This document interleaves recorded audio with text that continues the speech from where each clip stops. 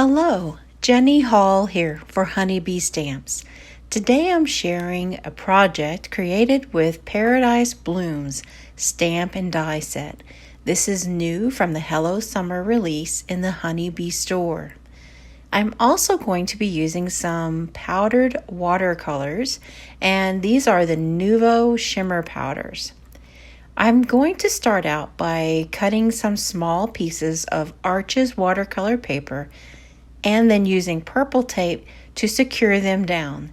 This paper is going to get very, very wet, and so I want it to be able to stay in place, not buckle up too much, and that way when it dries, it will still hold its shape. I'm using several different of the shimmer powders, and this is my very first time to be using them. I know I'm a little bit late to the game, but there are so many products out there to use that sometimes it takes me a bit to catch up. But I can say that I absolutely love the Nuvo Shimmer Powders. You can see here as I start to add some water exactly how vibrant they are. I was very generous with the powder because I want there to be really intense colors.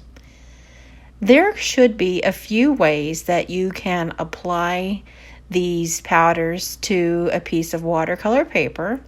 The method that I chose to use was to start with a dry piece of paper, sprinkle on a little bit of the powder, and then add some water from the Dispress sprayer. Now, there were still lots of clumps, and so you can see here that I used an old paintbrush, and I tried to use just the back handle of the paintbrush in some instances because that red and pink really stained the bristles, and I didn't want to cross-contaminate these beautiful colors. And I just adore that green. Isn't it so beautiful? Oh my goodness. And this was so much fun. Now I mixed up the two colors here on this middle bottom panel. And so I've got a little bit of the darker green mixed together with the lighter green. And continuing to use that back part of the paintbrush to mix things around a little bit. Now I want to kind of move the fluid around a little bit. So I picked up my work surface, which is the Tim Holtz Media Mat, the glass mat, and I just picked that whole thing up and tilted it from one side to another, and I'm encouraging that fluid to move around. There was one thing that I would offer as a piece of advice is as the fluid pools up in between all of the different colors, there could be some overflow and spillage into the next color. So be very careful, and that make sure you put your panels far enough apart. Now I'm going to stamp directly on these dried panels. I'm using Versafine Onyx Black ink because this is a pigment ink. It's a permanent ink, and it will apply nicely on top of this now non-porous surface. I'm not sure exactly how much water reaction I can get from on top of those powders, but I don't want to take a chance of messing up the beautiful color. So I went through each one of the panels and did the stamping with the same stamp pad, and it worked out just right. Now on this image of ginger, I'm trying to make sure that I get the leaf portion stamped, not worrying about the flowers, and vice versa on the red. And because this ink is very slow drying, I made sure to give it a little encouragement with my heat tool.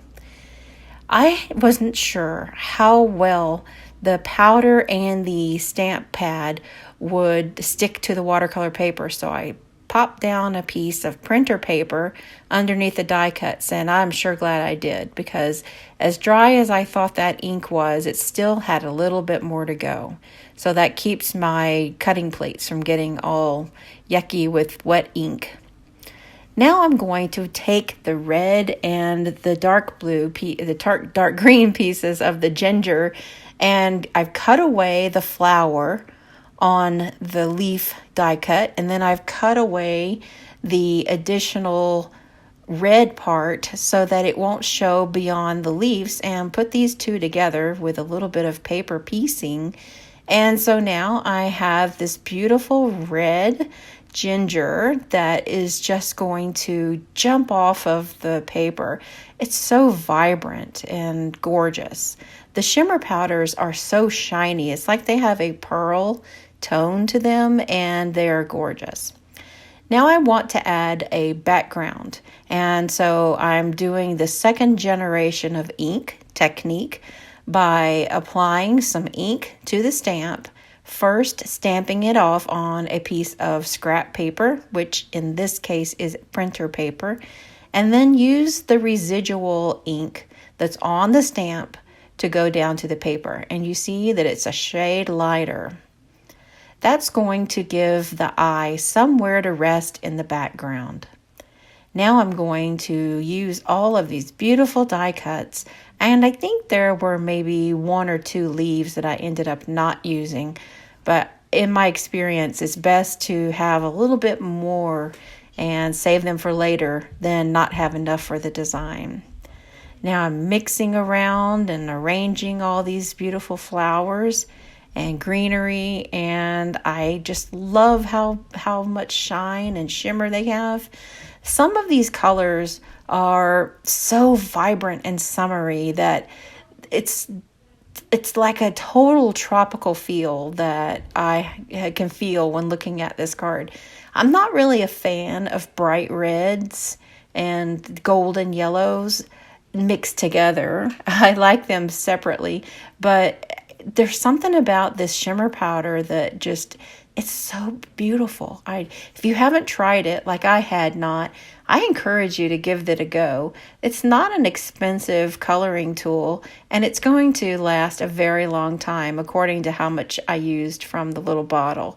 It was just a lot of fun, and there are tons of colors out there available. I wanted to add a heat embossed sentiment, and being as it's embossed on black cardstock on top of all those vibrant colors, then that was going to really allow the sentiment to stand out. Plus, it would bring in all of those black stamped lines and kind of make the design a little bit more cohesive. So I'm adding some liquid glue and just popping everything back on the front of the card, and then I will use some Hot Tropics gem stickers. This is a full page of adhesive backed rhinestones that are in some very vibrant summery colors, and they had some that were orange, and I just popped those orange little gems right there in the center of all those beautiful little flowers, and then grabbed a few yellow and some green ones for the background just to kind of draw the eye around. And that's the card. I had so much fun creating this, and it was just wonderful. I hope that you've enjoyed this tutorial, and I hope to see you again next time.